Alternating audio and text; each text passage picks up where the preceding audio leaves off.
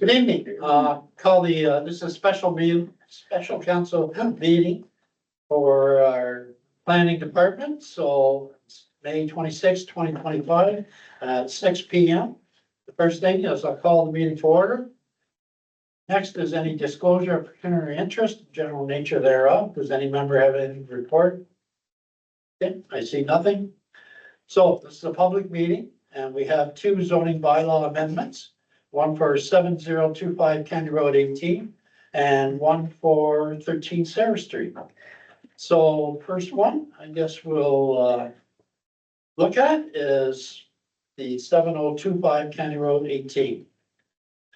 So this public meeting this evening is being held under the Planning Act and involves a zoning bylaw amendment application related to the property at 7025 County Road 18. This public meeting is a separate item from tonight's regular council meeting. Procedure for the public meeting will be as follows. Number one, to start, the planner will confirm how notice was given for the zoning amendment application, then outline the proposed amendment and summarize any comments received today. Two, after hearing from the planner, the meeting will be open to anyone who may have registered a request with the clerk to attend this meeting to address council. I would ask that any persons wishing to speak on this matter to please give your full name and street address for the record. Three, once everyone wanting to speak has been heard, the public meeting will be closed. All questions should be directed through myself as chair. I'll now ask the planner to advise how notice was given, to outline the application and advise any comments received. Melissa? Thank you, Your Worship. So the method of giving public notification for this public meeting, an advertisement was placed in the Brockville Recorder and Times on April 26th, as well a notice was also placed in the South Grenville Beacon on May 15th. This notification meets the notice requirements under the Planning Act of giving the public 20 days notice prior to the public meeting. Prescribed agencies under the Planning Act were also circulated the notice, as well as township departments. In addition, as per the township's past notification practices, all owners within 120 meters, which is 400 feet, of the subject lands were given personal service, and that was done by mail on April 25th. So with respect to appeals, it should be noted for the application being heard here tonight that only the applicant, the minister, or a specified person or public body as defined in the Planning Act that has an interest in the matter may appeal all or part of the zoning bylaw amendment to the Ontario Land Tribunal. If anyone who is entitled to file an appeal under the Planning Act and does not make oral submissions at this public meeting or does not make written submissions to the township before the proposed amendment is adopted by bylaw by council or otherwise considered by council, then that person or public body is not entitled to appeal the decision of council to the Ontario Land Tribunal. And also that person or public body may not be added as a party to the hearing of an appeal before the Ontario Land Tribunal, unless it is in the opinion of the tribunal that there's reasonable grounds to do so. Further, as noted in the public meeting notice, if anyone wishes to be notified of a decision made by council on this amendment, you do need to make a written request for that notice to the clerk. So specifically regarding this first application before council, the subject property is located at 7025 County Road 18. It's currently 0.11 hectare, which is 0.27 acres lot. It has 36.6 meters of, which is 120 feet of road frontage. The property was a location of a former church where the church building is proposed and currently being used as a residential dwelling. So the purpose of this zoning amendment is to rezone the lands from institutional I zone, which doesn't permit a residential dwelling, to residential village exception 8 zone, which is RVX8. The RVX8 zone will permit single residential use and other possible residential uses. And the lands are designated settlement area in the Roebuck official plan. So comments received to date on this application. I did receive an email from our chief building official on April 25th. She's advised that a change of use permit will be required for the conversion to a residential dwelling. I received an email from the counties of Leeds and Grenville on April 25th, advising that they would not be providing comments on the application. I received an email from Laura Kreitz, South Nation Conservation, on May 13th, advising of no objection to the application. And I received a letter excuse me, just this afternoon, from neighbors in Roebuck. I believe some of them may be in attendance. So if, please, as council, if I could just read it's very short, but I'll just read the letter received. So to the Corporation of the Township of Augusta, regarding proposed amendments to zoning bylaw 2965 as amended, Schedule D1, 7025 County Road 18, Concession 6, Part Lot 5, Part 1, Reference Plan 15R 12059. We, as the prescribed persons or public body, wish to raise concern with the rezoning of the former Roebuck United Church, 7025 County Road 18, Roebuck, assessment rule number 0706 000 020 10900.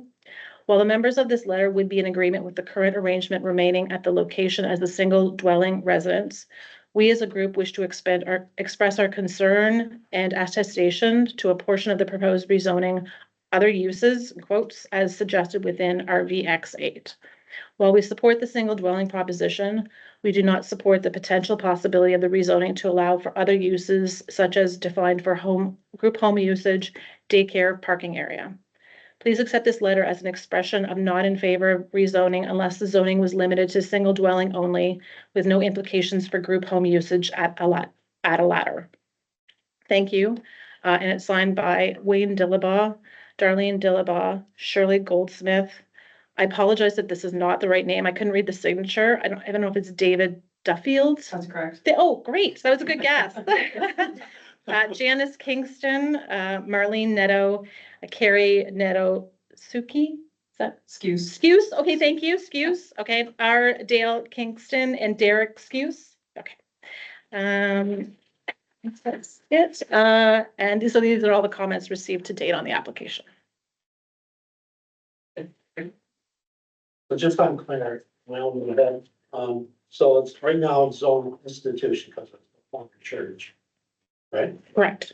So we're gonna rezone it to residential, like even, anyway, the same residential as all the other people living around there. True? So sure, if I could clarify. So most of the properties in Roebuck are zoned RV, which is residential village zone, just RV.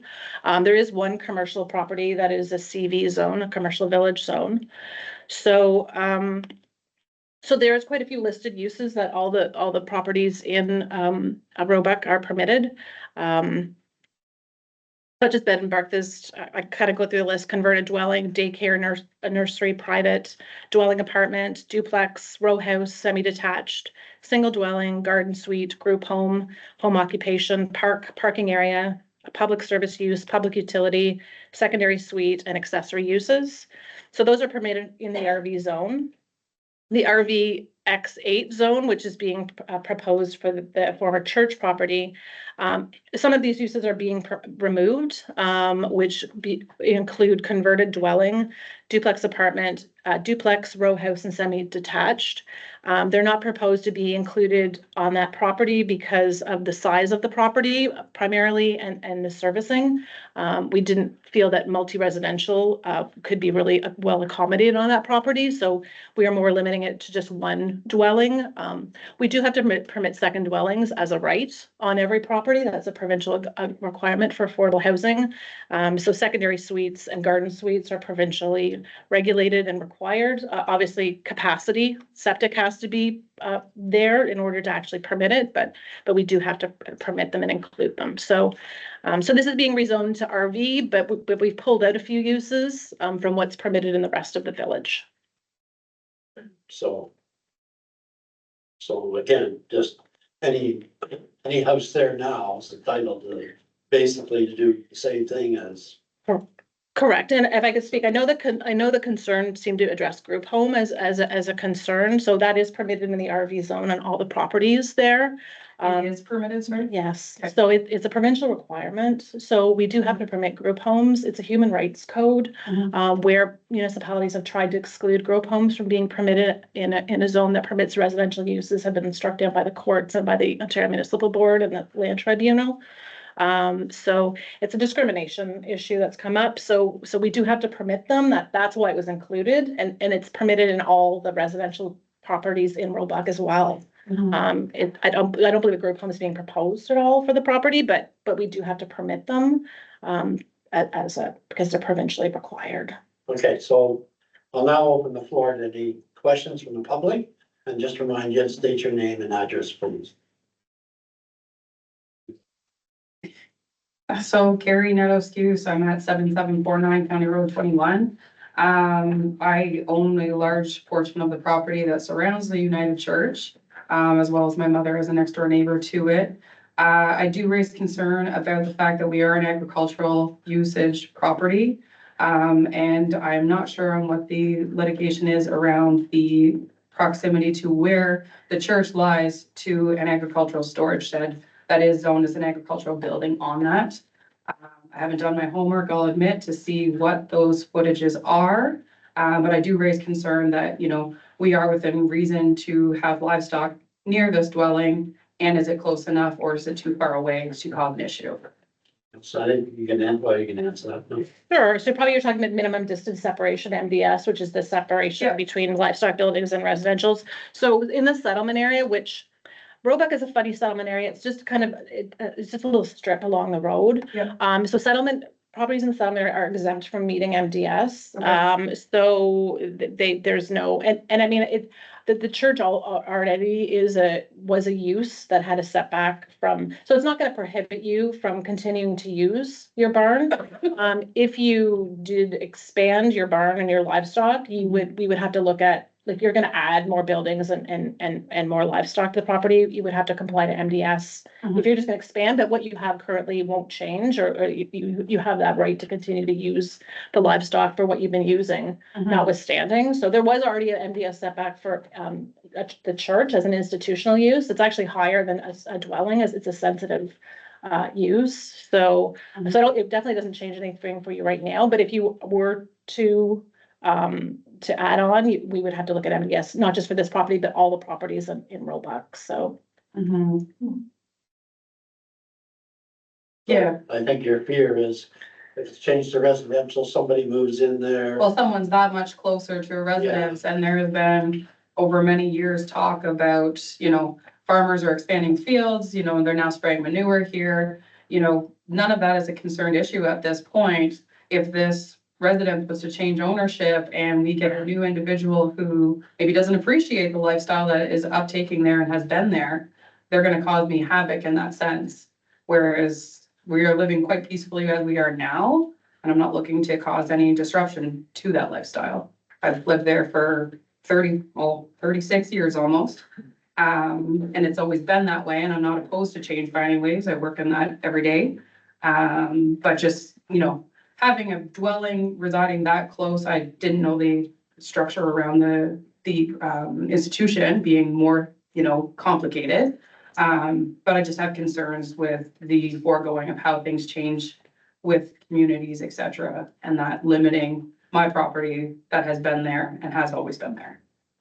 Yeah, so right now you have no problem with that. As No, far as, however, yeah, if somebody moves in. it's the future that we can't Yeah, predict. decides to say, okay, I don't like this at all. Exactly. Can we prevent them from complaining? No. No, But the steps they could take, Melissa? So there is legislation in place to protect farmers. There is the food, I forget it, Food like an protection. FF, whatever, Protection. yeah, food protection, yeah, so. Yeah. Which it protects you against complaints from neighbors. You're allowed to operate, you know, reasonably, Yeah. normal farm practices, and you're protected, and the complaints are just the complaints. yeah, So I mean, and manure spreading, there's no setback distance to manure spreading. It's just from the barn. So I mean, we do have that often where people from, not in the same area, Yeah. come into a new area and then they don't, they do complain about the Yeah. smell, but we try to field those calls the best we can. fair enough. So, and definitely, agriculture is important to this community, and Roebuck is actually surrounded by prime agricultural lands, which is protected. Yeah. So, but, yeah. Yeah, and I mean, as a group, we all raised concerns and I'm glad that you were able to kind of rectify the question for us, a basis around the group home. Unfortunately for that demographic, they usually come with a little tougher exterior. And within respect, I think you guys would all kind of say the same thing in the position. you've been living humbly and you add a lot of individuals that unfortunately have gone through tough times, it really disrupts the community aspect. You know, we're a quiet community. We fortunately don't have too many issues. And we just don't want to see that change. We know I have a young daughter. She goes around back and forth. She can go to my place, to my mother's place. I want her to be able to peacefully pass there and not have issues. In case the Green Acres residents. Fair enough. There, you know, everybody's well aware of another establishment within the township that has continuously been of issue, unfortunately, for many years. So I guess that's more as neighbors of this community, we have concern with the group home aspect. But understandably, now that it's been explained to us, that's not specific to the individuals that are living there. The letter kind of made it seem like this is an inclusion that they would like to see happen. And if I remember correctly, I think there was 4 lots severed in Roebuck too. That's right. So you're growing. We are. Putting Roebuck on the map. I work in Winchester and I have the famous question for anybody that wants to get to know you is where you're from. And I have to tell them, listen, you're never gonna know what it is. And they fondly surprise me when some of them do know. Usually because they're on their way to North Augusta and it just happens. Yeah. Okay, so I'll ask again, does anybody from the public would like to make a comment? Garrett Skuse. Yeah. 7749 County Road 1. If this residential zoning went through and say a group home company decided that purchased it, decided they want, would they not need to acquire a business license from the township to operate? I know they gotta go through the province, so I'll let Melissa. Yes, yeah, a group home is defined, it needs provincial licensing. So they would, and I don't really, I'm not that familiar with it. I've not really had much experience with group homes. They don't happen very often. No. So I don't know what that public process is through the province, but they do need licensing from the province. It just can't be someone starting up. And calling it a group home, it actually has to be regulated. So does our township or our councilors allowed to oppose that to the province? Or is it ever brought to the township before it's all approved, or It's above our level. above your level? I believe Way it's above my level. above our level.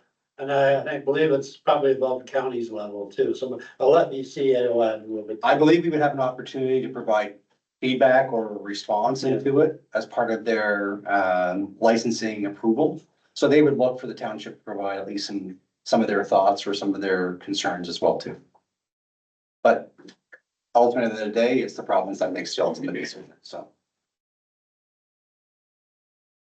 That's it for my question.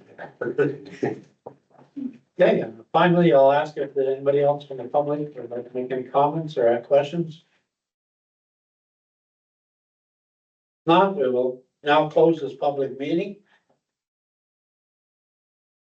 And go on to the next one. Okay, this next public meeting is related to a zoning bylaw amendment application related to property at 13 Sarah Street, Maitland. And basically, we're gonna follow the same procedures. So Melissa, do you want to start the details on that, please? Certainly. So the method of giving public notice for this zoning bylaw amendment was similar. That was the same notice, actually. So notice was given in the Brockville Recorder and Times on April 26th, as well as the South Granville Beacon on May 15th, which meets our 20-day notice requirements under the Planning Act for giving reasonable notice of this public meeting. Prescribed agencies under the Planning Act were circulated notice, as well as township departments. In addition, all property owners within 120 meters, 400 feet of the property were given personal notice, and that was done by mail on April 25th. Appeal rights. So for the application being heard here tonight, only the applicant, the minister, or a specified person or public body as defined under the Planning Act that has an interest in the matter may appeal all or part of this zoning amendment to the Ontario Land Tribunal.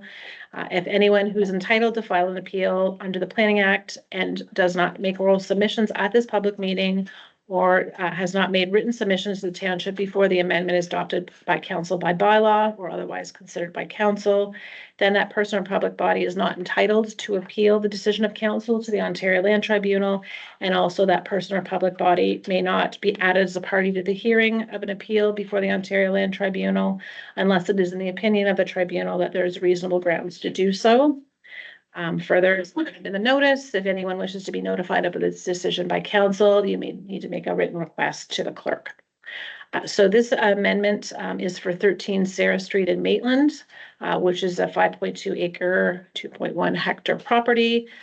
It's currently zoned RVX4, which is a special exception for residential village zone. This application is for a temporary use zoning bylaw amendment to permit a 1,500 square foot portion up to 500 seats of the existing dwelling, as well as a 140 feet by 400 foot portion of the outdoor area up to 200 seats, which is in the rear yard of the south side of the dwelling, to be used as an assembly hall outdoor venue proposed for hosting weddings and other events. And this amendment is a temporary use proposed for up to a 3-year period. And the lands are designated settlement area in the official plan.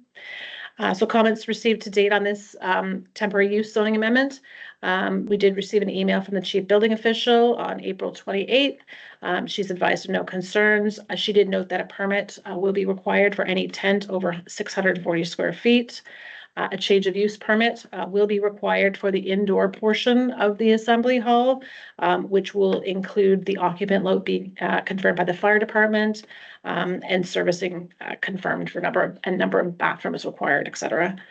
I did receive an email from Laura Kreitz from South Nation Conservation on May 15th. The South Nation obviously looks after the septic reviews for the township. They've advised that the owner should complete a septic compliance review with their office to confirm the location of the existing septic systems and also to confirm capacity to ensure that there's sufficient capacity for the indoor space of up to 50 people. They understand that the outdoor use would be serviced by portable toilets and sinks on an as-needed basis. So those are all the comments received on that amendment application. Okay, thank you. Well, now open the floor to the public. If any public has any questions or comments?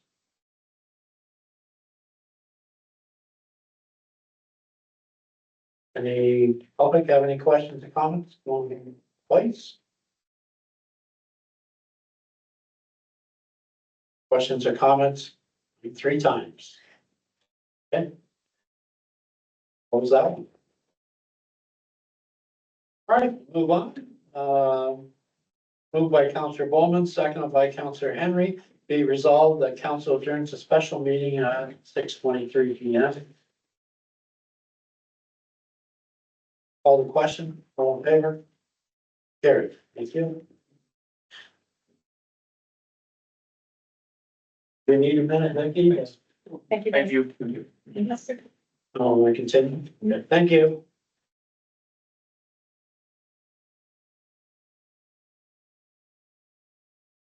Okay, we'll call the regular meeting, May 26th, 2025 at 6 p.m. Sorry, 23. Call the meeting to order. And we have our land acknowledgement statement. Do I have anybody that wishes? Oh, thank you. Okay. Tecumseh Township acknowledges that we live and work on ancestral territories of indigenous people. The township recognizes all indigenous people and honors that they're past, present, and future. The township values and respects their cultural heritage and relationship to the land. Okay, yeah. Hey, mayor's opening remarks. Okay, first of all, I think, most of you have seen the social media. Reference, mayors misbehaving, especially down, if you haven't, get in the papers. But, the one mayor had something like 43 complaints from staff and, other council members. So, he was suspended for 80 days. So anyway, I hope we don't have anything like that here, but you never know.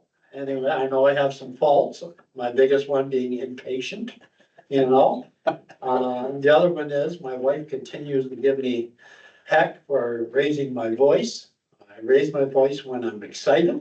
And she always tells me, she says, you're yelling, stop it. I don't realize I'm yelling. So, anyway, I think we have a good rapport. I hope we do.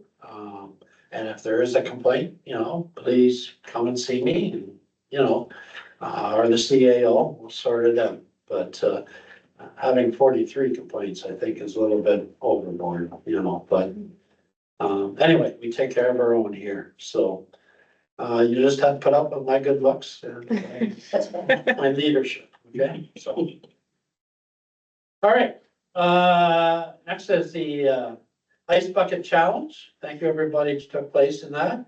Of course, and Steve, myself, and, who else was it? Hey? No, it's got the big bucket. Oh. I think Vicky got the big bucket. Yeah. Willow did. Anyway, the 5-gallon bucket. Yes. So, anyway, we were cheated on that one, but anyway, I'm glad it doesn't happen every year. I don't want it to happen every year. So like I said, the last time they did it was 2017. So, and, anyway, it's over with now, so. The mayor's attended a little thing at Steve Clark's office on last Thursday, I believe it was. He was presented the King's Medal, Coronation Medal. So that was kind of nice for him. It's his first medal, so. The deputy mayor and myself attended some reserve funds training along with our new treasurer. And we thought it was good. I learned something from it. I think everybody did. You cannot learn something from it, right? So a little more insight. To prove I was right. Anyway, we'll continue to do that education. Yes, yeah. Just one thing I'll add, there was a presentation, it's like 140 some pages, so we'll share it with all staff and all council as well too. There's some good information in there as we go along with the reserve fund stuff, so. Yeah. Okay, and next we, CAO and myself, met with NTJB, which is Ruth Shea. That's more than just babysitting talked about childcare. And I don't know if you know it, but right now, between the 5 locations they have, which is spread out, Kempful, Long Sault, Prescott, wherever, they have 510 spaces right now filled for childcare. They have a waiting list of 868. Wow. So there's a big demand for childcare. So, and unfortunately, a lot of younger families prevents one of the spouses or husband or wife going to work. So, again, I know all the mayors are looking for more childcare spaces, but I think it's happening all over, to be honest with you, so. Anyway, just to let you know. And that's about all I have for my comments. So let's move on to the approval of the agenda. Moved by Councillor Henry, seconded by Councillor Bowman, be resolved that the council agenda for Monday, May 26, 2025 be adopted. Does any member have any additions, anything to add? Okay, I see nothing. I'll call the question. All in favor? Carried. Kim? Next, we have approval of the minutes of the previous meeting. Moved by Councillor Bowman, second by Councillor Henry, be resolved that council approve the minutes of May 12, 2025 council meeting as distributed to all members. Does any member have any corrections? Any of the minutes? Okay, I see nothing. I'll call the question. All in favor? Carried. Thank you. Next, do we have any disclosure of pecuniary interest and general nature thereof on the agenda? Any member have anything to report? Again, I see nothing.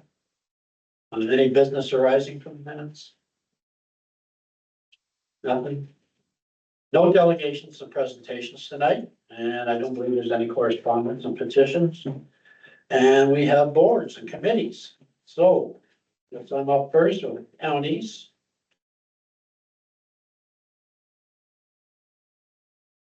Good news, counties had a 1.2% surplus for 2024.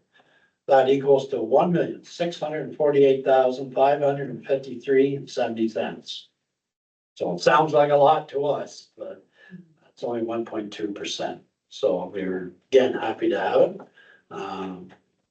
So the money there will basically be rolled over into certain reserves. Next, AMO coming up in August. Counties will be doing, are submitting the following delegations. One for MPAC, one for POA, which is the Provincial Offences Act, VTAC, which is virtual clinics sort of thing, virtual doctors, you may say. And cross-border billing, that's when one of our ambulances goes into Lanark or goes into the city of Ottawa. We want to be billed, we want to invoice them for that time.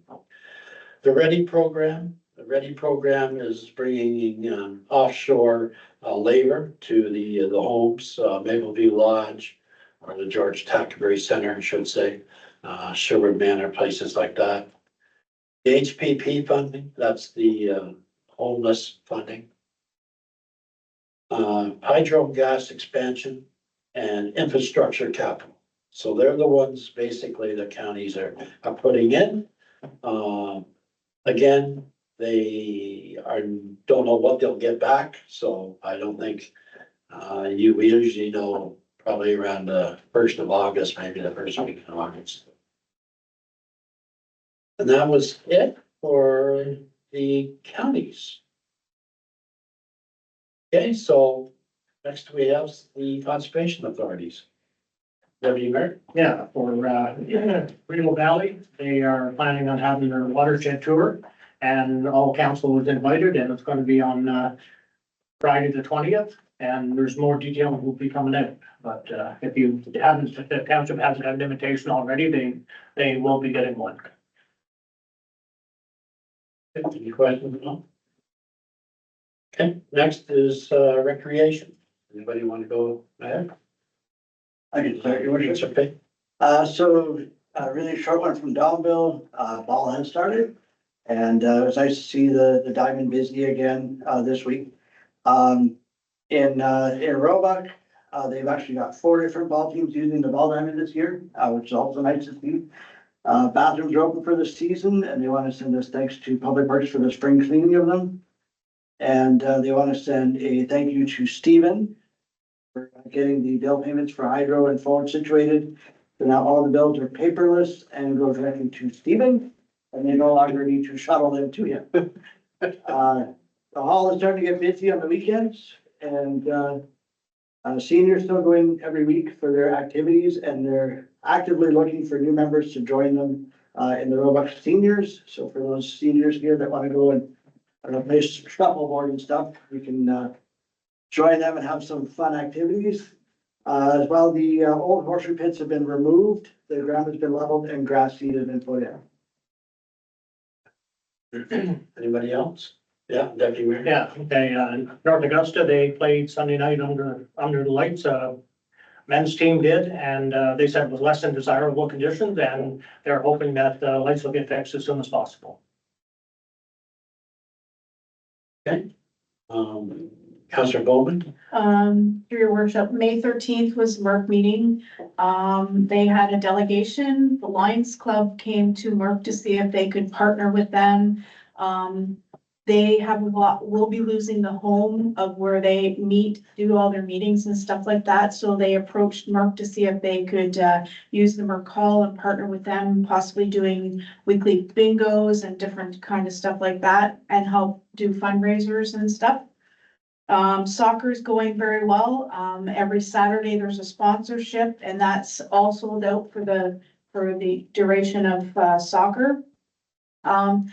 Merck also does bursaries, and they do bursaries for 3 students, and they have chose 3 students this year. They all have a bursary of $500.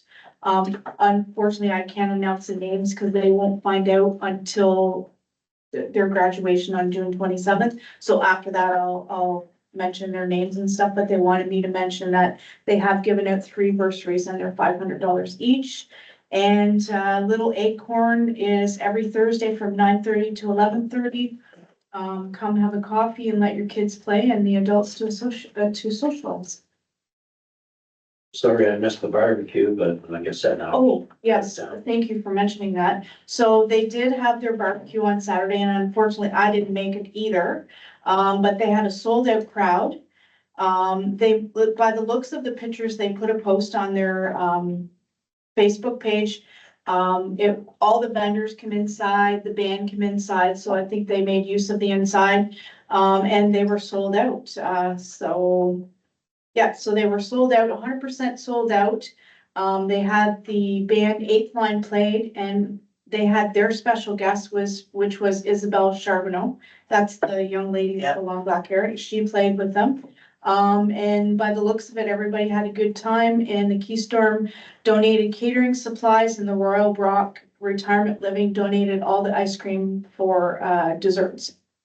I'll have more of an update on, after the next meeting. Oh, sounds great. Yeah, I'm sorry I didn't make it. Did I miss anything, Kathleen, about that? No, it was good.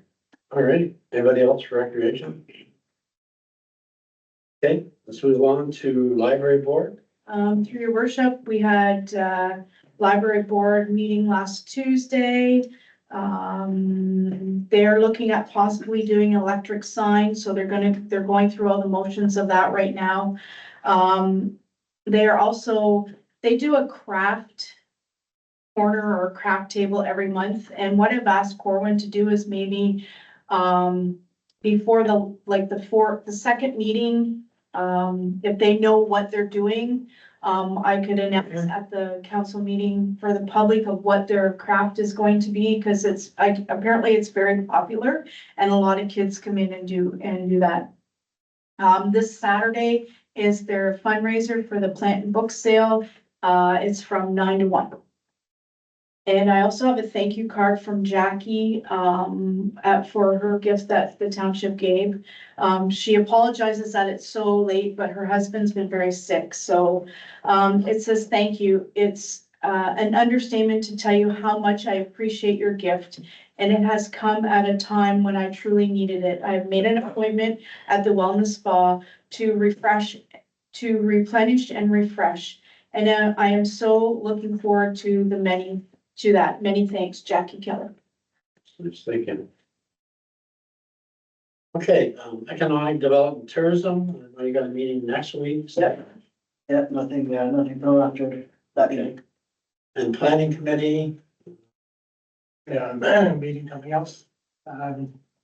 In the last meeting, we did the stop. Yeah. and close, I think we've already gone through that, and the 2 lot severances, and planning meetings. and the detachment board for the OPP, we have a meeting Wednesday evening, so, At 7 o'clock, at just Scott County. yeah, I'll be there for you. That's, I will be. so that'll be anyway, it's one of our first meetings, so. Official meetings, you might say. And River, CAO Gary. Yep, so I actually have a little bit of an update for council tonight. So we did meet last week in regards to the river route with the city of Brockville. So a few things coming right now. They've got 4 months of data that they're going to hopefully get to us in June so that we can look at our numbers to see what stops are popular in Augusta, what stops aren't, maybe look at trying to rejig where our stops go. The city of Brockville is going to be installing a next stop announcement system in the river route sometime hopefully in June of this year. And next year, they're looking at installing a digital payment system, so they'll be able to accept debit card, Visa, credit card, that kind of stuff, so that the driver's not, carrying cash or anything like that around. So, the first thing that we're gonna look at, and I made it very clear to the other municipalities, is that we want to see what our data looks like. and see, you know, for the $30,000, are we getting a good return on investment? And if not, maybe it's about, you know, advertising, promoting, looking at different stops, all that kind of stuff like that. So hopefully I'll have some numbers in January that I can bring to council, and we can, I'll probably do a report in January. Do a report in June or early July of the numbers, and then look at maybe some direction from council where we want to go. But the one thing that did come up at our meeting was I know we promote the kind of the way system where the people will stop. It looks like they're getting rid of it, and I don't kind of blame them from a liability perspective. It could be worrisome when, you know, the driver's, you know, driving the bus at 60, 70 kilometers and someone's getting in front, waving them down. So we're gonna look at that, and maybe it's, as I said, adding more stops or changing the times or doing something like that, so. Okay, good. Any questions? And I also had another item under, I'm gonna piggyback on this to something else if I could. Yeah. I just wanted to bring council up to date a little bit on the North Augusta ball lights I and. was gonna save you for recreation down here. Okay. I can do it here or there, whatever. Let's wait till we get there. Okay, perfect. Get Okay, through this. all right. Okay, we'll go on to staff reports, admin and finance, first of all. And we have moved by Councillor Henry, seconded by Councillor Bowman, be resolved that council confirms treasurer Stephen Lund as signing authority on all RBC Bank financial documents effective May 12, 2025, and the former treasurer Mark McDonald be removed as signing authority on all RBC financial documents effective immediately. Comments, questions? Just one, we know RBC documents. I don't know what other documents are signed, like if we had.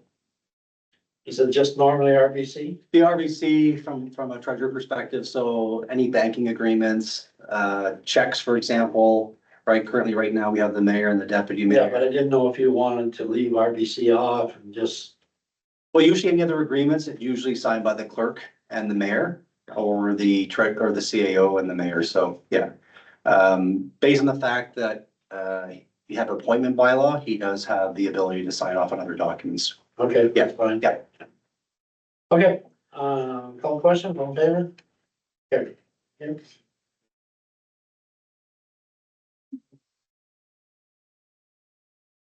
Next, we have, report 2025-059.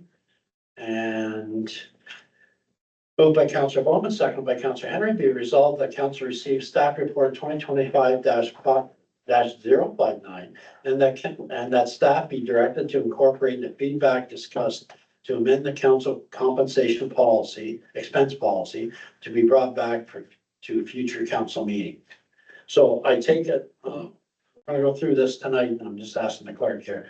And it's gonna give you feedback to develop policy to come back, because it's gotta be done this year, because whatever we decide on that policy, am I thinking the same one? I don't wanna get the two mixed up, for rates of pay, wages and all that. Yeah, that's the one. Yeah, so because it has to be done, takes into effect the next council. The next term of council. Yes, your correct. It has to be done prior to. Yes. I spit it out there. I think I got it out there. You know what I meant. You're getting in there, so. All right. So, I think what our clerk has done is, first of all, she's mentioned under each section sort of thing, there was comments. And then she kind of mocked up a copy. So what do you want to do? Do you want to go through the copy you kind of mocked up first? So through you, Mayor Shaver, I, as you stated, I did outline any of the feedback that I had received. So everything's included, even if they do, go against different suggestions. Yeah. They were all outlined, so council could review them. They could be discussed here. Council could take them back, and let us know via email. We can incorporate what the feeling was. I think for the most part, most parties did agree with, some of the changes. There weren't many. But it's up to council. If council wanted to review all of them tonight, we can do that. Or if they want to provide feedback. Well, I thought I'd like to go through it quickly myself. So, okay, let's go through it. Everybody kind of on the same page here. Um,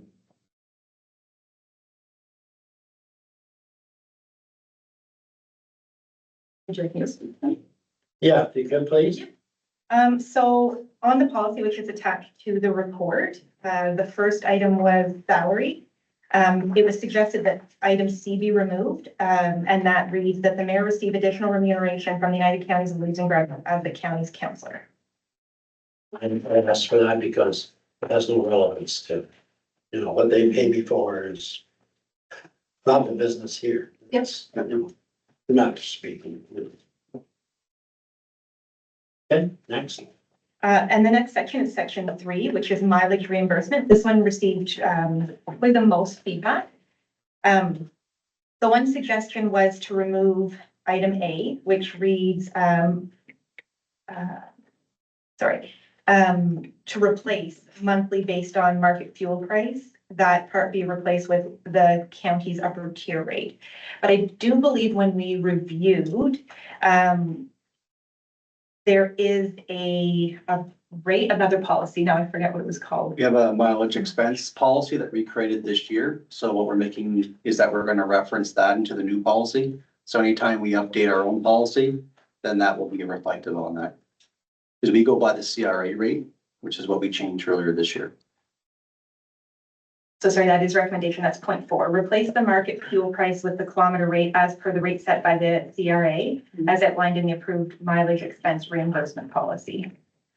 The other two options were to include mileage for meetings outside of the township with a set distance outside. So, if that's a 10-kilometer, 15-kilometer, 20-kilometer radius from the township office, that mileage be covered. And then the other suggestion was to include mileage reimbursement for any meeting attended.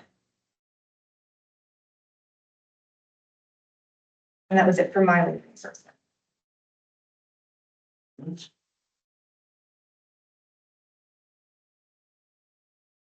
Yeah, This change has come into effect already. The mileage? Yeah. Yeah, the mileage expense policy already came in Yeah. January of this year. Have you got an idea how much more it's cost the township going to that compared to what you did before? No, I wouldn't say we're spending anything more because part of the policy is that when staff go do meetings, or whatever, we try first to make sure we can acquire a township vehicle so that we reduce our expenses, our mileage expenses. So I think for the most part, we're doing a good job on making sure that we have a township vehicle. Okay. Yeah.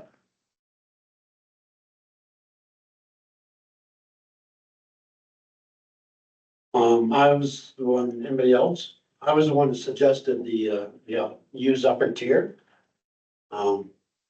Just the fact that it's good enough for the mayors, it's good enough for us, mileage, we all drive the same cars. And I thought it would be easier, for, rather than looking up the CRA or having that change every so often, we just follow counties, what they put in, so, anyway. Yeah, If I may, the policy that we did pass in January does speak to council, staff, board members and volunteers that we all follow that policy. And the CR rate is set out January 1st of every year, and that's the rate we use for the whole entire year. So if we're going to change it to the county's rate, which might be different, then we'll need to amend our own policy to exclude council of that. anyway, it's just what everybody wants. So you gotta let Lindsay know, anyway.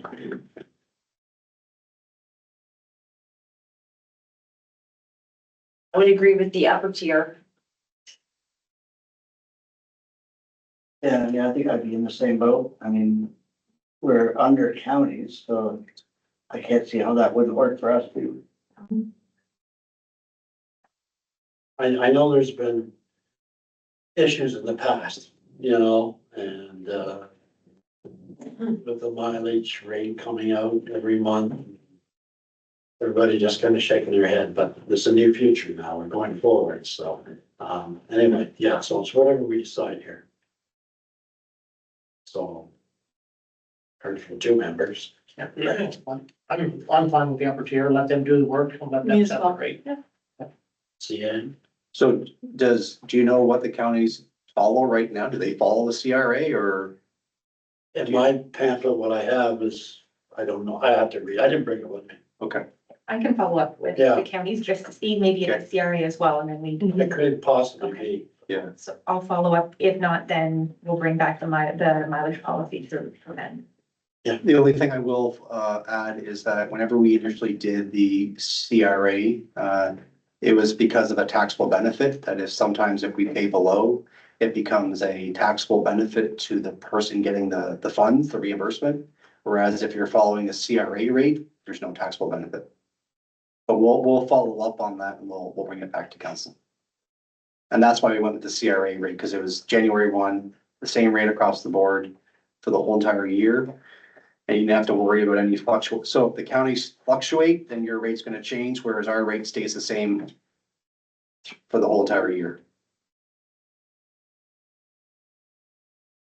Yeah, I know what you're saying, but the way the counties work, we get I get mileage for attending the meetings. Yep. I don't think any member puts in mileage for here. No, even though the The policy. only time they put it on is expense sheets. Right.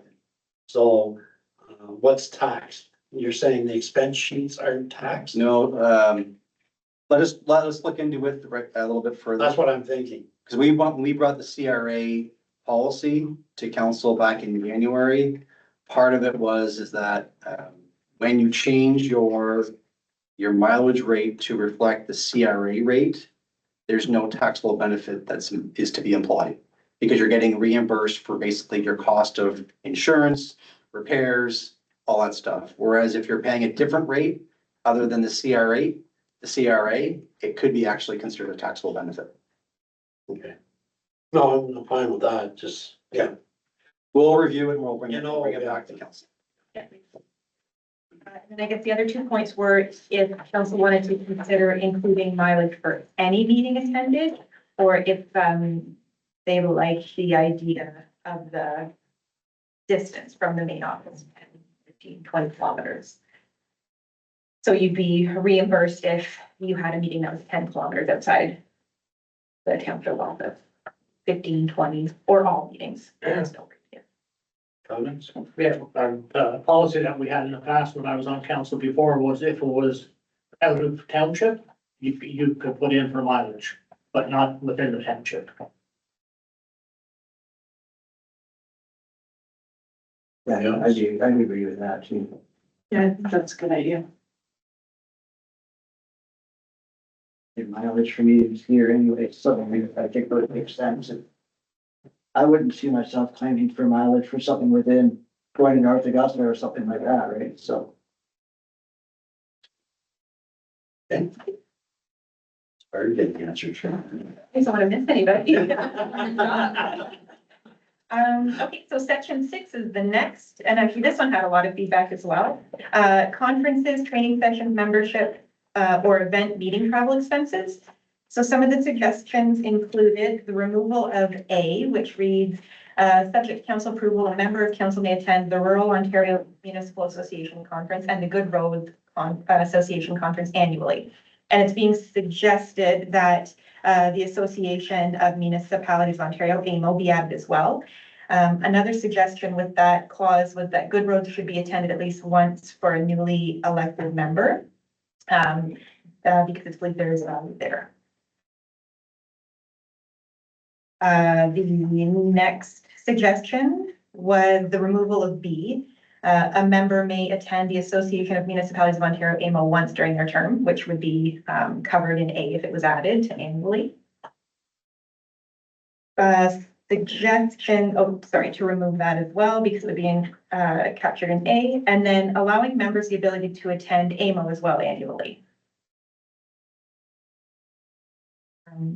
And then there was another suggestion that members of council may attend only 2 conferences per year. So a bit of variety there. Comments, member? Yeah, Michelle, you were second before me. I agree with the one about the good roads. I believe that like, once you first get on, I think it's very important. I know, we went a few times, and it kind of gives you a better understanding of what happens, like with what Johnny's job and all of Public Works and stuff like that. I think one time's important. For me, I think, AMO should be a given annually, and also, Roma. Councillor Payne? Oh, sorry. Yeah, and I was gonna say the same thing, Michelle. I mean, to me, I found that, Good Roads definitely for a newly elected council. I don't think it's an every year kind of thing, but I got a lot out of it the first time I went. Knowing absolutely nothing about the whole Public Works, business. You mean, especially having somebody there that can introduce you, this is who we buy our snowplows from, and this is who does this, and that kind of, you can ask questions from those actual vendors, so. I think there's some value there, and definitely, I mean, we know that, we get a lot out of both Roma and AMO. So I think those should definitely be on the list, but I do agree with the, 2 conferences per year as well. So, next term, you have 4 new council members. You get to go to 3 conferences. I would think if under The way the, you're writing it. under the 2 conferences, it doesn't it doesn't say you have to do AMO and Roma for every year, No, it does not. right? 2 conferences, so if you're gonna go to So Good you're Roads, still limited to 2 conferences. right, so if you're gonna go to Good Roads the first year, then you pick either Roma or AMO. Well, the way you said it before. Right, yeah, no, you're right. My wording could have been. We gotta look ahead to the next. No, exactly. So I think that they should have the option whether they want to go to Good Roads or Roma, because I know our first term, Good Roads was good. Maybe they will change things. So maybe give them the option of those 2 and AMO with the max, of course, of just 2. So did you say you didn't have the option this time? No, I'm just saying, I think it's saying remove Good Roads conference. No, but you're saying you didn't have the option? Oh, no, I did have the option, yes. Oh, okay, all right. I assume it we did. I did. All right. Yeah, I see it. I think, it makes them all valid points, and I like the fact of doing 2 conferences per year. Number 1, it's easier to try and budget for that. And 2, I think, as we've all known, is AMO and Aroma are very big on getting ministries there. And we've had a lot of good success with those 2 conferences of having probably 10 delegations in the 2 conferences. So I think there's worthwhile, but, Good Roads and Ontario East is another one too, for people. So I think it gives people the flexibility to kind of do, maybe they do 2 this year or 1 year, and then they do the other 2 the following year. So it gives them some experience on both.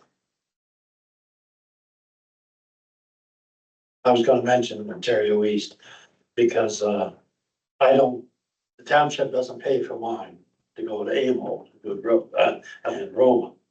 However, if I decide to go Ontario East, the township does pay. So, and I think, so if I'm not really utilizing my 2 conferences, I'd say, but if somebody else, like the deputy mayor wants to go, he's kind of limited. So what I was gonna propose is I think, because I think it's important that the mayor and the deputy mayor go to Ontario East for networking, so that's kind of what I propose.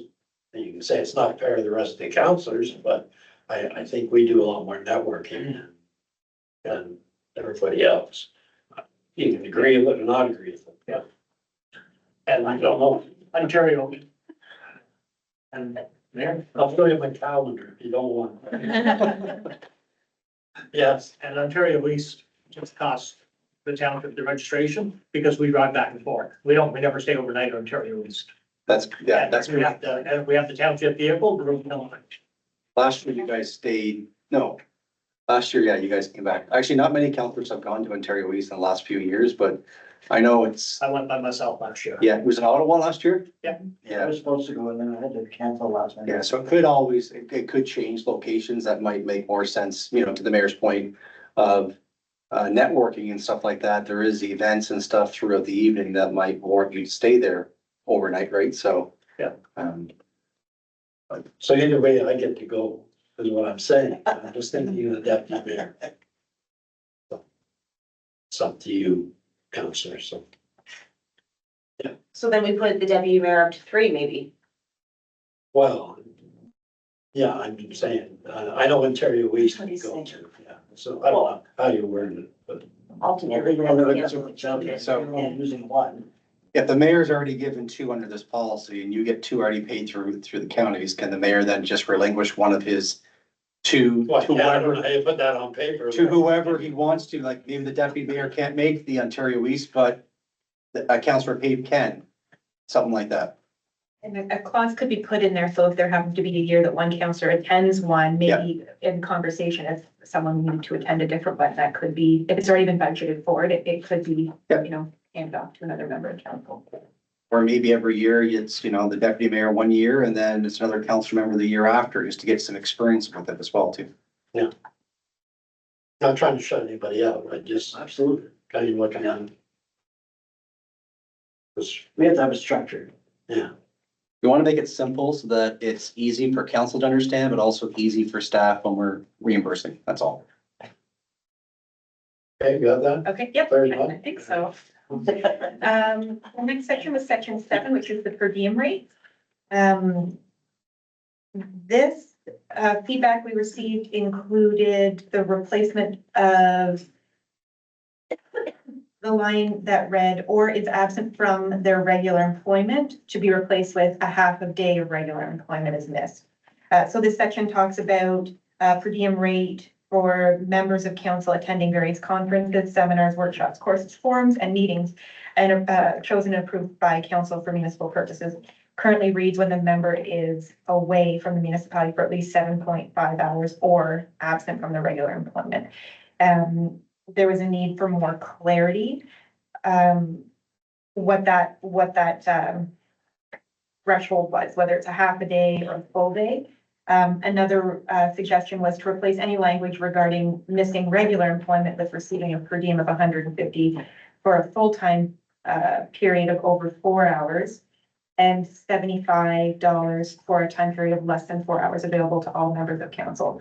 So suggesting that whether missing a full day of work or not, members of council would have an opportunity to put in for a per diem of $150 if anything above 4 hours outside of the regular day, and 75 if it was under 4 hours. And just to add to the train of thought, I know some members take vacation days from their employment. You know, but that's still a working day to you. And yeah, so, and you can say employment, us retired people too, it's counts for us. And I think that was the second section, by removing the language around employment. Yes, Just saying. yes. So whether you're retired, working, holiday, all council members have an opportunity to claim 4 hours and unders for $75 per diem and 150, whether they're missing a day of work or not. It's outside of what you'd normally be doing during that day. Yeah, see you. And that's similar to, we looked at the county's bylaw, counties do something similar to that as well too, their per diem is a little bit higher, but then they do half. So if it's anything under 4 hours, they do half the per diem, so I think it keeps things consistent, so if we have you in here for, say, a special council meeting, it's 3 hours, you all get $75. If you're here for 6 hours, you all get $150. There's no saying, well, okay, well, let's see who fits in this envelope. It's for everybody, because although, you know, the mayor and the deputy mayor are retired, there's still value in them coming here. We're taking them away from their day-to-day stuff, that's all. And talking to the staff, the CAO, you get deducted. I knew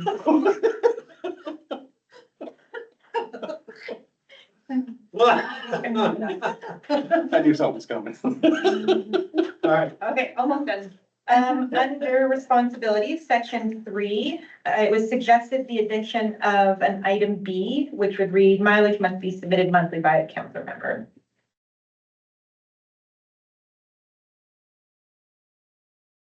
And then section 5, which is again conferences, training sessions, or event meeting travel expenses. Replacing under section BI. Replace economy class travel with best value option. And section BII, the addition of when possible, when considering accommodations selected in close proximity. So in some cases, the nearest hotel was still a far distance. So wherever possible, to finding the accommodation that is closest to where the conference or meeting or training session is being held. We'd like to have, be in the same hotel conference for many, many, many reasons. Yeah. So I'm always trying to do that.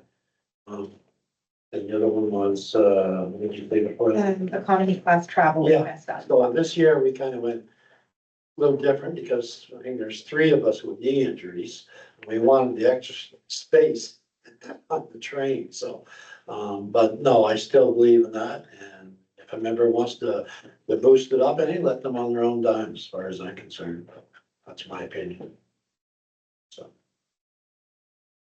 So, you know, if we're going to Toronto, the township, I said, well, I'm not doing economy, I'll do premium or whatever, and then I pay the difference, you know, so. But as a member of council, I'm quite happy with that. I don't know how everybody else feels. No, I think that's fair. Yeah. That's it. So thank you very much. I'll incorporate that and bring it back to a future council meeting or final consideration of council. Yes, thank you. Thanks for your work. So I'll call the question. All in favor? Carry, thank you.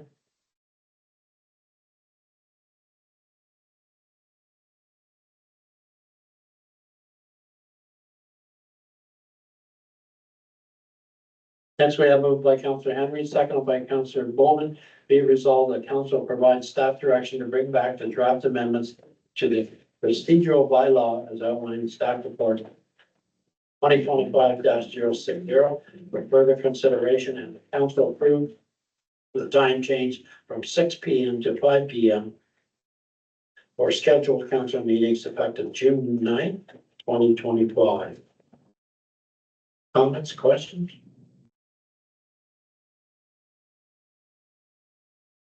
You avoid people or happy with that? Yep. You're certainly. Okay, call the question, all in favor? Carry, thank you.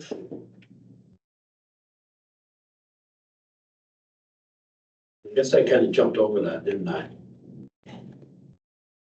I can, if through you, okay, if I can still provide an overview if you'd like. Just a minute. Sorry.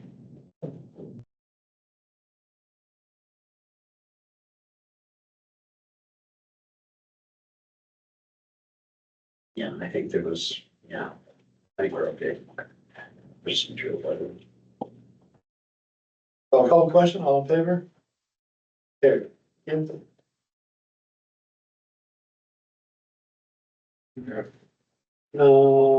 Okay, next moved by Councillor Bowman, second by Councillor Henry. Being resolved that council receives staff report 2025-061, provide staff direction. Okay, this has to do with the family medical center. Just going through my notes here. Oh, comments? If not, I'll turn it over to the CAO. Thank you, Mayor and Council. So the 3 CAOs have been working on developing a cost sharing agreement with the Prescott Family Health Team since council discussed it back at the end of November at Tri-Council. So as council recall, a resolution was passed by this council in November to approve the $7,226 to the Prescott Family Health Team over the next 2 to 3 years to help reduce their overhead costs that the doctors are currently paying for. So as part of that, we've added some language in there that if they do get the other doctor, their 4th doctor, that this agreement will be terminated. As well in the agreement, we've also included that They must maintain their current or reasonable recruitment efforts to try and recruit another doctor. As well, priority for patients will be given to South Grenville patients over anybody else. Prescott and Eversburg Cardinal are doing the same agreement. The one thing I will note in the report is that Town of Prescott met last week. And they were looking to exclude 2.3, I believe, and 4.1. We'll give a little bit of clarification because I've had a conversation with Denny. 2.3 is that they are unable to look for additional funding through the townships. This agreement is actually with the medical doctors, not with the Prescott Family Health Team. So the Prescott Family Health Team will be removed from this agreement, which means if they choose to go through our grants and donations procedures, they can do so at their own wish, as well as the recruitment efforts 4.1. Prescott wanted that out of there as well. And I think the key word that when I had a conversation with Denny is the agreement says reasonable efforts. So Denny has provided me with an overview of what their current recruitment efforts are right now. I made it very clear to her is that we do not want her to go above and beyond what they're doing right now. Realize they're a small group, that advertising can be very expensive. So right now they do things such as there are various social media physician groups, Facebook, LinkedIn, WhatsApp. They also host medical students at their site. They work on collaborating with various groups to begin hosting family medicine residents. Their doctor is a member of the primary care networks of the Leeds and Grenville Ontario Health Team.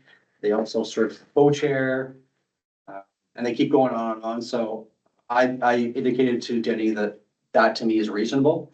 So she was very fine with leaving that 4.3 in. So I think the agreement council has in front of you tonight is what we're looking for to execute. And if council's good with that, we'll get the Prescott Family Health Team to sign it first. Eversburg Cardinals meeting tonight, and according to their CAO, he was not foreseeing any issues as well too. And then we'll see if Prescott ends up coming back to the table and signing this agreement as well too. So happy to answer any questions that council might have. Through your mayor, so we don't need to change any of the other PFHT is mentioned numerous times. Yeah.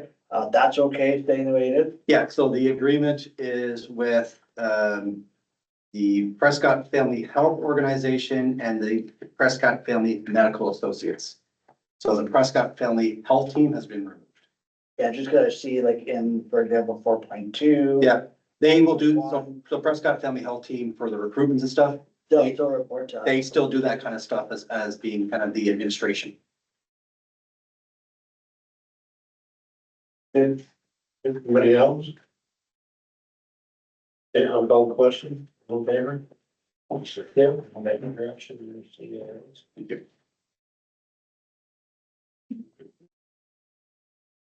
Next, we have operations and recreation. So, call the CAO. If he has anything else he wants to bring up. So thank you, Mayor and Council. So wanted to give council an update in regards to the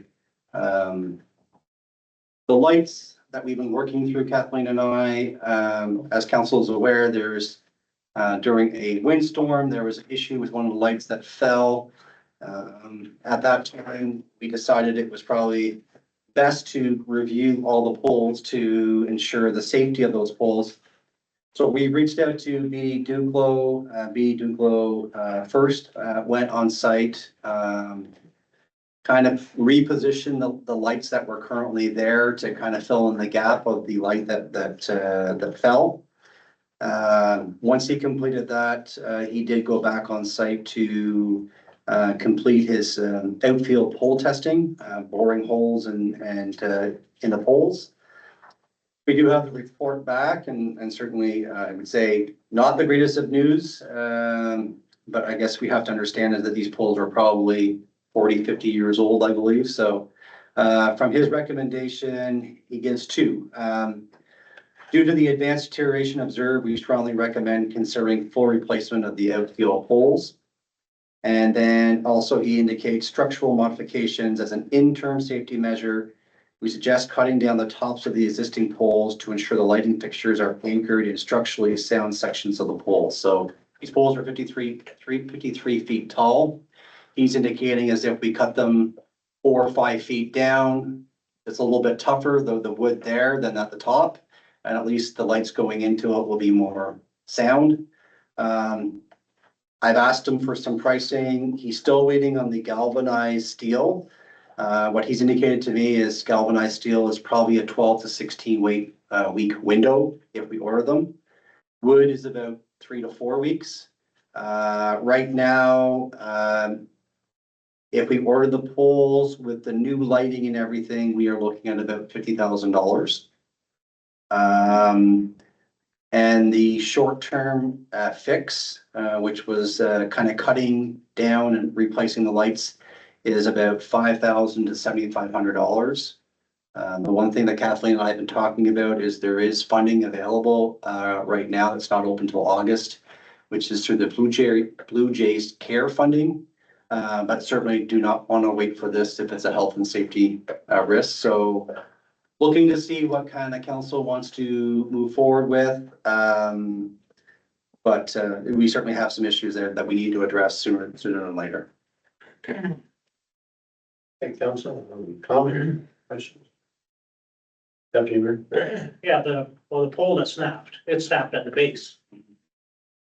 I mean, if the other poles are that way, they're gonna snap at the base, not further up. So if you're spending $7,000, I mean, we must have saved that money and Yeah, certainly I don't disagree. I think when I talked to Troy and he can't give me 100% certainty that those poles won't snap with another windstorm or anything like that, right? So I don't disagree with you. I think it's more of the light itself that's, of course, the top's going to be probably more moisture than the bottom will be, but certainly I don't disagree with you. The one thing he did say that I forgot is the galvanized steel usually is 3 times the price of what we've got for the wood. So if we're looking at about, $40,000 to $50,000, you're probably looking at about $100,000 to $150,000 for galvanized steel for the poles. but if the wooden poles are gonna last another 30 to 40 years. Absolutely. Yeah, and then they're part of our asset management plan, Correct. and if they do in 40 years' time, we should have the money to replace them. No, absolutely. Don't disagree. We were looking at galvanized as a long-term plan so that we didn't have to, certainly worry about them, but it is a hard kind of bite to, bite off over $100,000 for lights. But certainly if we could look at a short-term plan to get us through to the funding, we could look at doing galvanized at that time through the Blue Jays grant, but it's finding a short-term plan that does not risk the safety, I think is first. Yeah, Captain. So there's 2 grants through the Blue Jays. One is the one that Shannon is talking about, and there's also an emergency one. So I've reached out to the Blue Jay Fund to see if we could be covered under the emergency fund that they also have available. I sent that email on Friday. I have not heard back yet. Just a question, over here in Maynard, they have the galvanized standards. Mhm. That was part of the pickle whenever we did the work. Yeah, do you really know how much they cost? Price has gone up already. Yeah, Yeah, but how much did they cost? Like, Oh, they were quite expensive. I've been in the steel business for 39 years, so I Yeah. know the price of steel, but I just, we have to. I'll go back to look at the invoice to see what the cost of that was. But I don't know how tall those ones are either, but I don't know if they need 53 feet or not for the baseball, or if they could go lower too, so. But regardless, we're 12 to 16 weeks, no matter what, for the steel poles. the comments? Yes, Safety is paramount. I mean, obviously, I think first and foremost, we need to make sure that, they're not out there playing ball on a breezy afternoon and suddenly timber, like, we don't want to have that happen, obviously, right? So I think the next step should be whatever we can do to make it as safe as possible. We already had that one concern, right, that came in the last council meeting, so I think, I would support whatever we need to do to make it safe as quickly as we can. I agree. I got comments, I'm just trying to get comments. Okay, my point of view, I agree with Councillor Pate, but I go a lot farther. One pole's always snapped. We also got, data stating from, Vita Duclo, that the rest aren't in great shape either. It puts us at a liability. My point of view is, take all the poles out. And, then decide which route to go. Offer the league or whatever, they'll have to go somewhere else. We'll make arrangements at Maynard or somewhere else when they go. They may not like that, but my position, our position is safety first. And, I'm not here to please people. I'm here to make sure that lawsuits aren't up against us. That's how I feel. Yeah. So then we should check the polls and all the other ones too, because they're maybe the same age. Yep. And so you don't wanna send the people from North Augusta to Roebuck. Yeah. If those polls are the same shape. Absolutely. Yep, absolutely right. So and then that way you're not picking on one community. Mhm. Yeah. I can already tell you that in Roebuck, there is a concern. So. Yeah. Yeah, and I can see that happening. So it's not a good situation at all we're in. Especially when it's financial. So nothing's gonna be done right away, but we almost have this, and the summer months, you get the thunderstorms, you get the high winds and everything else. And, God forbid if a pole came down and hit a youngster, 9, 10-year-old playing on that field. So you can say it'll never happen. Hey, don't say never. Yeah, so yeah. The other thing I will say is we've got a report in front of us now that says that the poles are not in good condition. So we failed to act on it. Yeah. We're all liable. Yeah, and that's how I see it. Yeah. I don't care what the community's gonna say. Yeah. I will help them the best we can to find other locations. If they're not happy with that for a period of 7, 8 weeks, too bad, Yeah. adjust your times or something, I don't know what else to do. No, and our goal is we want baseball to be there. We want it to be done safely and we want it there long term. So if it's a small hiccup to get the right infrastructure in there so they can enjoy it for years to come, I think that's our goal, right? Without impacting the safety. So parks that have, just to my knowledge, Maitland has night playing, Yes, Downville, yes, Roebuck, yes, but there's a concern there with the poles. they have lights for Roebuck. Yes. Mhm. Maynard. So there's other fields. They could be all the same vintage year where they all went Mhm. in. Yeah. And the elements, like you indicated, Mayor, with the high winds and the rain and the snow, it's not ideal for wood. And I'm not comfortable with pricing, because I know I can phone Hydro and get a pole for $2,000. So I understand it's gonna be more to put it in. Anyway, it's. Yes, So when do we need to make a decision? Well, we can certainly go back and talk with Troy to see if there's some measures we can put in place now that at least gives us some safety calm, I guess you'd say. Whether it's cutting the poles down to a reasonable level, but also dealing with, my still concern is if we lower it to the deputy mayor's point, it's still soft at the bottom. Yeah. I'm Right? not changing it. Always need money. Right? Yeah. And it's still soft in the middle and it's still soft at the top. So to me is do we remove them all and can we come up with something else that provides the ability to have lights there this year? I doubt it. But have at least a plan. I think we're gonna take them down. We need to have a plan in place. We're taking them down and here's what we're doing. But we can certainly talk with Troy a little bit more on that, but also in the meantime is get them out to all of our ball fields and have them take a look at it. That's the. Because now we've mentioned Roebuck, so now you've got two liabilities that we know of, right? Mhm, mhm. Where have we checked so far?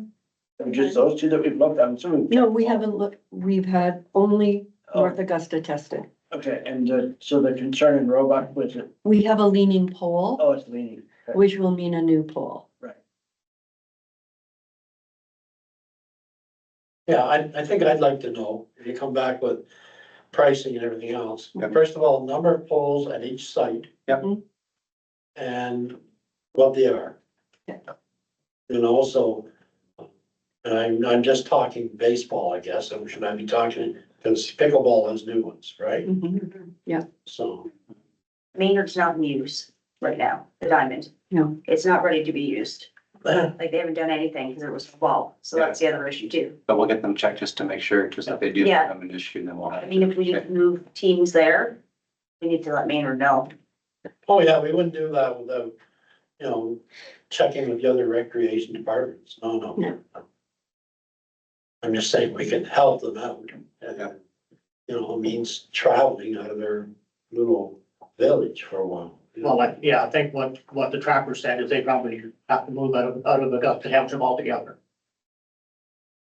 Yeah, well, for this year. for this year. They have to. So what we're gonna do then from a staff perspective is we're going to get Edie out there to do all the other sites. To do a board test as well, similar to what's been done in North Augusta. We'll come back with the number of polls, what the reports all say. And in the meantime, we'll come up with a plan of North Augusta and what we're gonna do. Yeah, and just take a look at, again, asset management too. Yeah. Which site we have to do, like, North Augusta be a priority, of course. Yeah. But, is there Downville or Roebuck or Downville, Yeah. next year, that sort of thing. It's accurate. Okay, perfect. We'll report back to you. But I'm still interested to see the price difference. I. That was including all the, because you have to go up, the 50,000 includes all brand new lights, because you have to go LED now. Okay, all right. Yeah, so it wasn't just the pole, it I was, was gonna say, so there was, I think there's 18 well, lights. take 3 or 4 poles on Yeah, the side. there's 8. There's two Yeah, lights I on will, each so- pole. There's 18. Yeah. There's 18, Lights on each- there's 18 lights that have to be now transitioned to LED. So that's everything in, Yeah, that's everything. everything in. Don't have to be, do they? Yeah, they have to be from a building perspective, EC or ESA compliance, they have to be upgraded now. Yeah, Can't use No. the same ones, they're outdated. So do you have any idea on the timeline of the emergency funding that you applied for? I'm waiting for an email. I have no timeline. It didn't seem to be, when I looked at it, didn't seem to be a close period on that. No. It depends, I think, on the funding they have available, or the Yes. fundings they have. Yeah. So hopefully hear back from them in a day or two, hopefully this week. And when I hear back, it will only be, yes, we will take a look at what, Are they winning or losing, Blue Jays? Losing. I think that's gonna help a lot. They're losing. Especially the other day, 13-0. Yeah. Anyway, what about grant match? yes, Yeah, I've been in touch with them. I'm working with them. Yeah. We've covered our bases. Yeah. We really have. The issue is gonna be, it's gonna take us time, right? Yes. Regardless of which way we go, you've gotta apply for an application. Then you've gotta wait for them to review it, and if you don't get it, where do you go next? We've gotta order the supplies. So it's almost like we're gonna apply for some funding. But we need to make a decision whether we're gonna do this regardless of the funding or not, so that we can get the order in. There's also no saying that the rec departments can't do fundraisers as well. Right? I mean, Absolutely. There's options. I mean, there's ways to raise money. Absolutely, 110% And agree. the rec departments have money. Yeah. Well, and there's been a suggestion by North Augusta that we use a local contractor, like maybe Elmer's, to put the poles in.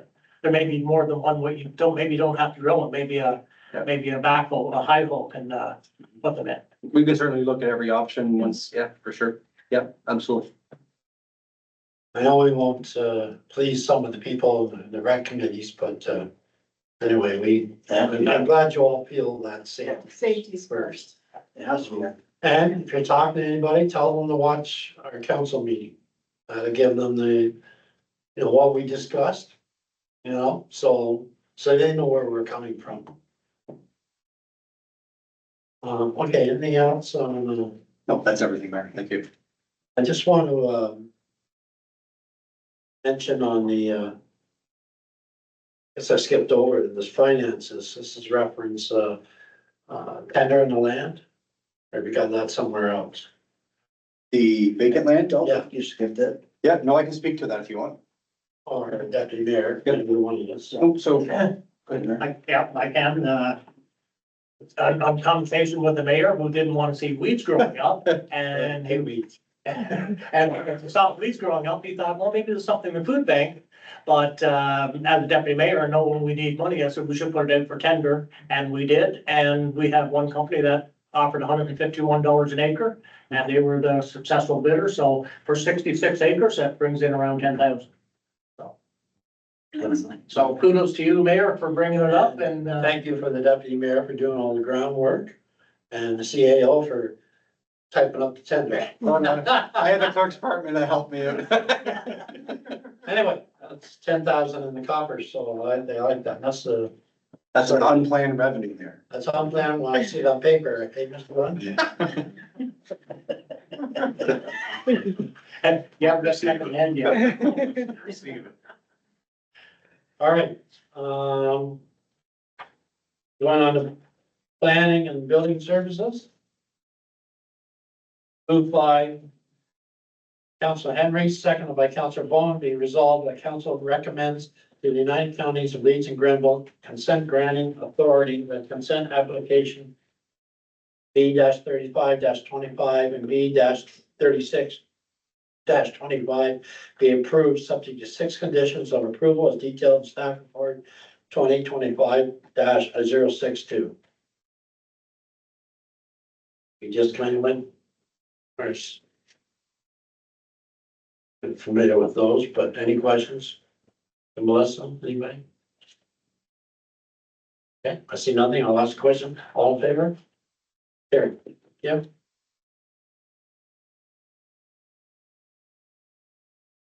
Next, moved by Deputy Mayor Wyden, second by Councilor Pate, be resolved that council approved the stop up and closure of road allowance known as part of Marion Street. Register Plan 4, Village of North Augusta, Township of Augusta. And Ken. Anybody have any comments left? Any questions? Yeah, I see nothing. I call the question. All in favor? Carry. Yeah.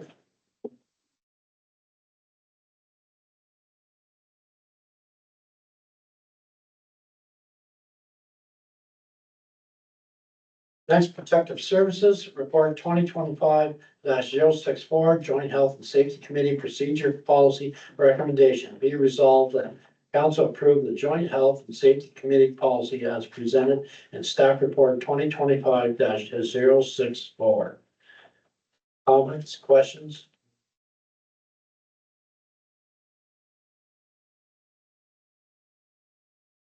Okay. Call the question? All in favor? Carried.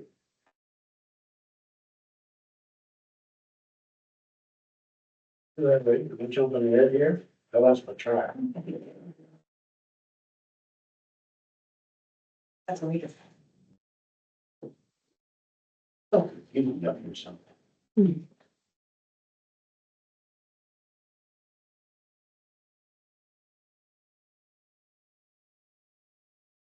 There was some motion here.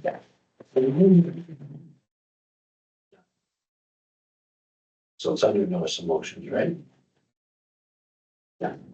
So under notice of motions, it's moved by Deputy Mayor Winans, seconded by Councilor Pate, be resolved that a staff report be required at a future council meeting outlining the financial impact of conversion of the assessment of all industrial excess lands, industrial vacant lands, and large industrial excess lands within the township of Augusta to industrial occupied lands if made effective as of January 1st, 2026. So just to, little clarification if I can, there's been a motion we brought up last meeting. It's come back. So what now staff will basically do a staff report and hopefully we'll have it sometime in June. And, they'll bring it forward as a comparison too of the tax rate, you might say, the tax ratio. So, anyway, that's kind of where we stand on that one. Does anybody have any comments, questions? Okay, all in favor? Here, yeah.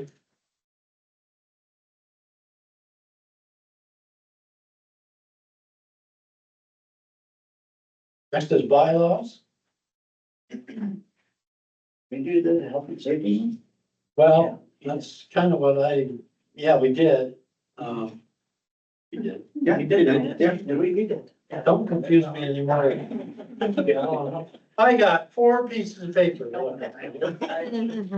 You got 1. None. Moved by Councillor Fave, seconded by Deputy Mayor Winans.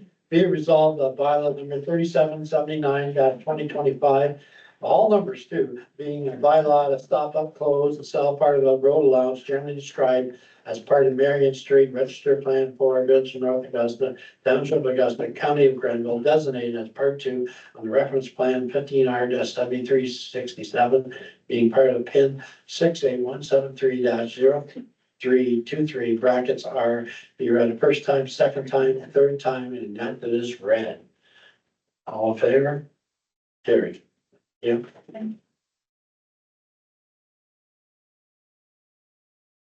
Moved by Deputy Mayor Winans, second by Councillor Pate, to resolve the bylaw number 3780-2025, being a bylaw to authorize the execution of the development agreement between Joshua Rudy Massimo and Allison Taylor Merkley and the Township of Augusta be read a first time, second time, third time, be enacted as read. Call the question, all in favor? Carried. Thank you. Moved by Councillor Page, seconded by Deputy Mayor Winans, be resolved that bylaw number 3781-2025, being a bylaw to appoint community emergency management coordinator, CMRC, and emergency information officer, EIO, an alternative community emergency management coordinator, and an alternate emergency information officer for the corporation of the Township of Augusta for the first time, second time, and a third time as read. Do you have any questions, comments? Not, I'll call the question, all in favor? Carried. Yeah.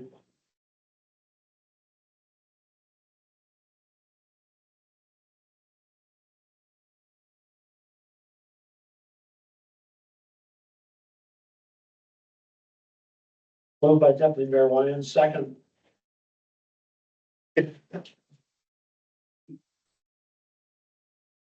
Oh, no, but oh, sorry. Yeah, you're right. Yeah, I know. Yeah.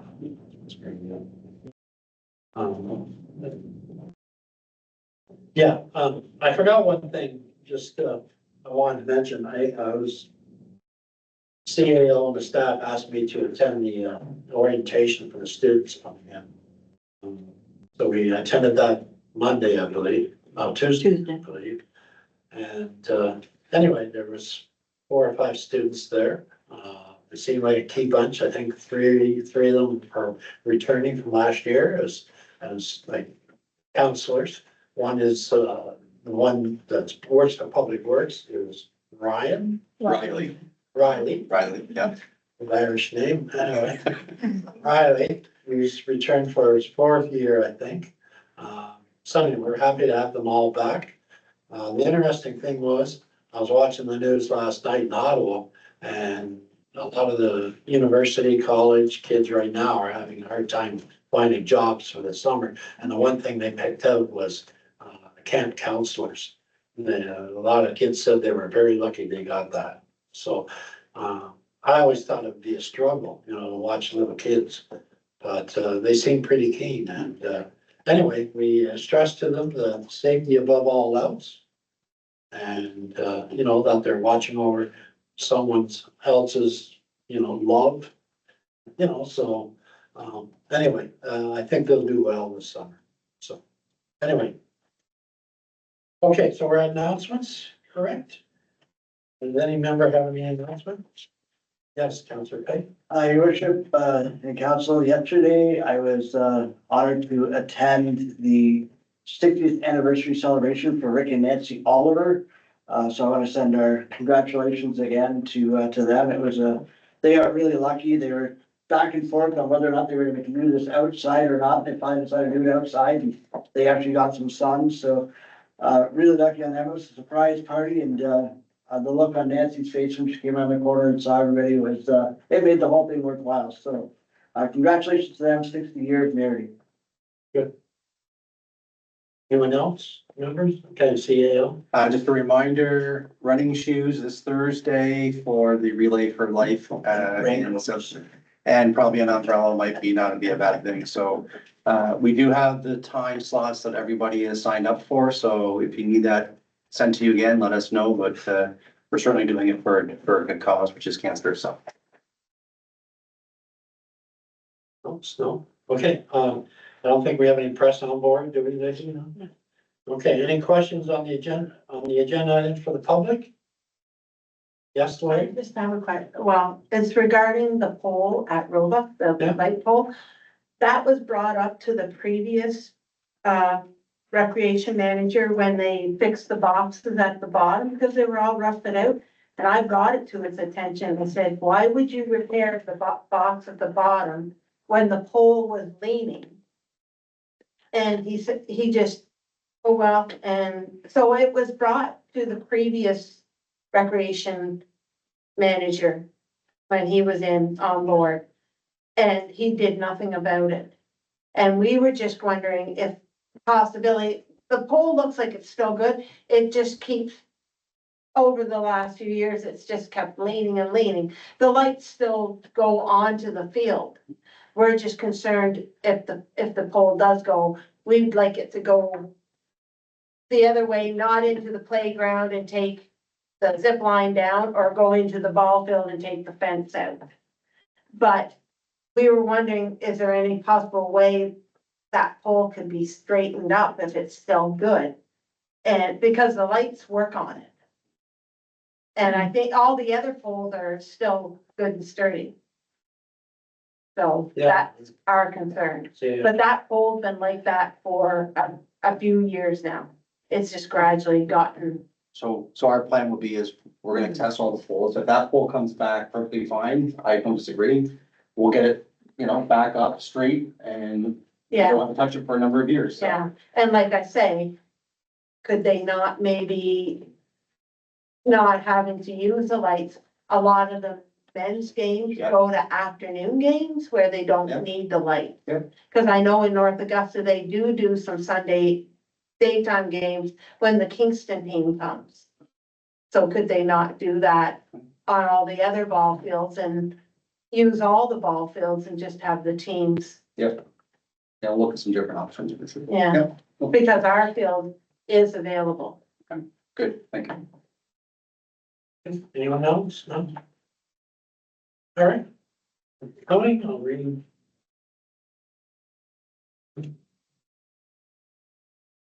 No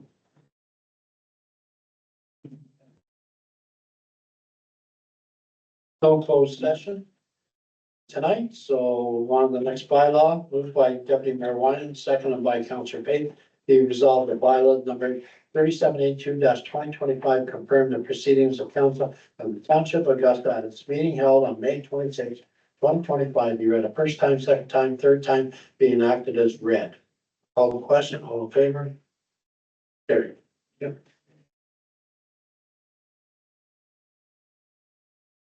Moved by Councillor Page, seconded by Deputy Mayor Winans, be resolved that this council meeting do now adjourn at 7:44 PM until June 9th, 2025 at 5:00 PM or to call the mayor subject to the meeting. Call the question, all in favor? Carried. Thank you, everybody.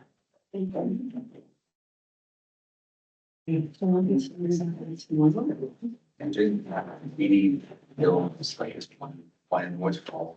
But I want to step it to 20. Yes, yeah, I'll find the money for